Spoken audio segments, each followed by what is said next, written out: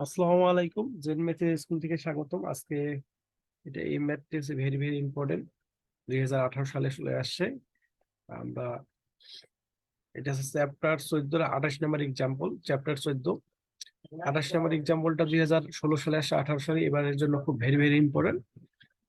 ম্যাথটা কিভাবে আমরা সমাকলন ইন্টিগ্রাল ম্যাথটা কিভাবে মান নির্ণয় করবো, এখানে ডিটেলস করে দেওয়ার চেষ্টা করব। চলো আমরা ম্যাথ সমাধানে চলে যাই।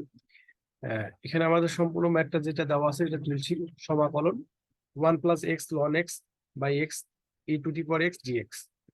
এটা কিভাবে আমরা কি করবো, সমাকলন করবো, তাই এর মান নির্ণয় করবো, তাই না? তা লক্ষ্য করো, সমাকলন করতে সমাকলন ই টু দি পাওয়ার এক্স করতে e to the power x, এই 1 plus x ln x by x এরকম আছে, তাই না?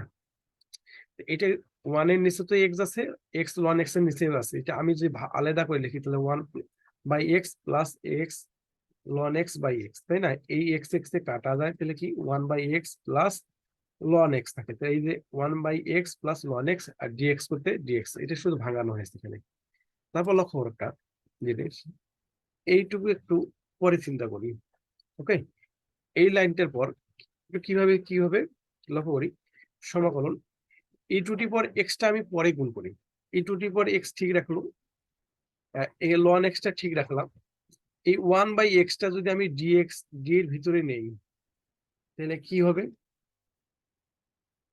আমি যদি এই লন এক্সটা ডি এর ভিতরে নেই, মানে ডি এর ভিতরে নেওয়ার কথা অর্থ হচ্ছে একবার অন্তরীকরণ। তা লন এক্স কে যদি একবার অন্তরীকরণ করা যায়, তাহলে কি হবে? 1 বাই এক্স। এই কথার অর্থ যেই ডি লন এক্স লেখার কথার অর্থ একই। ডি লন এক্স কথার অর্থটা আছে, এর মান হচ্ছে 1 বাই এক্স। সেই 1 বাই এক্সটা আমরা লিখছি এখানে d, d by dx ln x.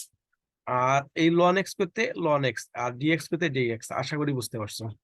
তারপর লক্ষ্য এখানে কি কারণে এই লন এক্স কে আমি অন্তরীকরণের 1 বাই এক্স কে কি কারণে লন এক্স করলাম, অন্তরীকরণের ভিতরে দিলাম, একটু ক্লিয়ার করে দিলে বুঝতে সুবিধা হবে। লক্ষ্য করো, এই 1 বাই এক্সটা লন এক্স এর ভিতরে নিয়ে একটা অন্তরীকরণের গুণের সূত্র পড়ে গেছে। আমরা অন্তরীকরণের গুণের সূত্রে কিরকম জানি? সবাই এই সূত্রটা জানি, ইউভি সূত্র। হ্যাঁ, ইউ ঠিক থাকবে, একবার ভি অন্তরীকরণ হবে প্লাস, হ্যাঁ ভি প্লাস, ভি ঠিক থাকবে, একবার ইউ অন্তরীকরণ হবে। তো এখানে আমরা একবার ইউ ধরবো, একবার ভি ধরবো। এখানে লক্ষ্য করো, e to the power x, e to the power x এখানে কমন নাও আছে, এটা আমি গুণ করে দিলাম, তাহলে বোঝানোর সুবিধা হবে। E to the power x d dx ln x. হ্যাঁ, এখানে লক্ষ্য করো, আমি ধরলাম, এটাকে ধরলাম ভি ধরলাম, আর এটা লন এক্স কে ইউ ধরলাম। তাহলে এটা কি হবে? E to the power extra এখানে কি ভি, এখানে আছে you.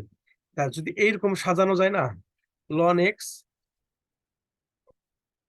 E to the power x plus e to the power x d by dx ln x, এরকম হয়। ই টু দি পাওয়ার এক্স কে যদি অন্তরীকরণ করি, ই টু দি পাওয়ার এক্স এই হয়। লন এক্স করতে এই যে ln x plus e to the power x করতে e to the power x d by dx ln x dx ln x. তা লক্ষ্য করো, এইটাকে যদি আমি ইউ ধরি, এটাকে যদি ভি ধরি, তাহলে এবার ভি ঠিক থাকবে, এবার ইউ ধরি। এটা কিসের সূত্র পড়ছে? এটা অন্তরীকরণ, গুণের অন্তরীকরণের সূত্র।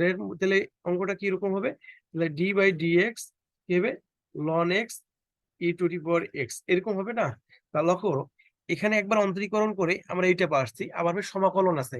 তা আমরা জানি সমাকলনের বিপরীত হচ্ছে অন্তরীকরণ, অন্তরীকরণের বিপরীত হচ্ছে কি? সমাকলন।